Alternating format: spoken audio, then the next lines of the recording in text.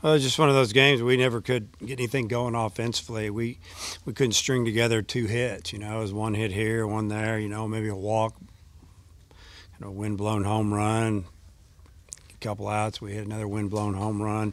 Other than that, not much offense. We had a couple of chances early to score a run or two.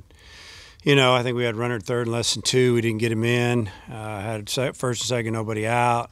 Middle order up, we didn't get anybody in, and we had a couple of shots and we didn't do it. And give them credit, they pitched better than we did, but at the same time we had an opportunity to stay in the game and win the game, and we just didn't do it on the offensive side. What was the clarification the umpire gave you on the He didn't give me any. The rule is I guess they have to try to figure out if they try to make an attempt to get out of the way. The problem with the call is the pitcher has made a mistake.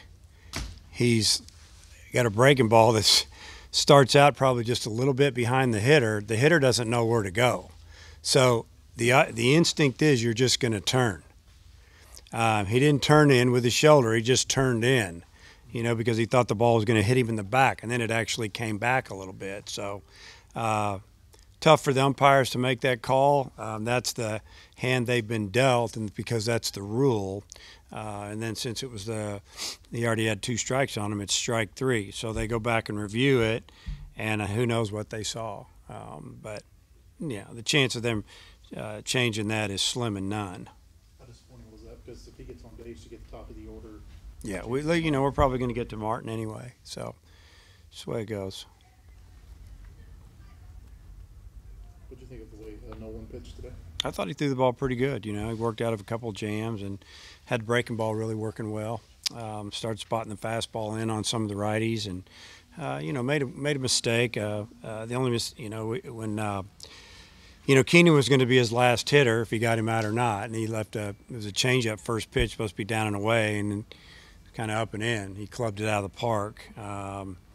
But he gave us a chance to win the game. When he went out of the game, we were winning. So he gave us everything we wanted. So I'm proud of him for kind of bouncing back after a couple of weekends where he didn't throw real well, and he made a big move forward this week. Dave, Fletcher made a great catch there. It looked like maybe you guys have gotten out of that, and then Kessinger gets the double. What do you think of the catch and then that clutch hit by Kessinger? Well, I mean, it was a big time catch. When the ball left the bat, we didn't think it was going to go that far, but it got up high enough and he hit it maybe a little harder than we thought. And Dom saw it go pretty good. He just kept going back, and he's not afraid of the wall. He's made some incredible catches this year, last year, year before. So if the ball stayed in the ballpark, it doesn't surprise me that he caught it. And then, Kessinger just went up there looking for a pitch, and it was a mistake. I mean, it was a cutter that was left. It was above the belt, and he just clubbed it. And the pitch was supposed to be down and away, and tried to get him to chase, hit a ground ball, or get ahead in the count, and he just left it up, and he hammered it. Back to that rule, how difficult is that to have that outcome? Yeah, it's a bad rule. I mean, it's happened 3 or 4 times this year. I've seen video, and I heard it happen in North Carolina yesterday, and it's just a bad rule. I don't know why they'd ever put a rule in like that on strike 3, and because if you haven't been in the batter's box with a bat in your hand, it's just instinct tells you to move forward on a ball that's coming from behind you, or you think it's coming at your head. You're going to duck, turn.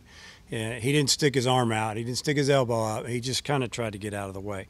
I'll go watch it again and see what I see, but I know that the umpires don't like it either. What would you think of their starting pitcher? He kind of pitched in and out of trouble, Yeah. but ended up having a pretty decent outing. Thought he pitched really well. Moved the fastball in and out on left and right-handed hitters.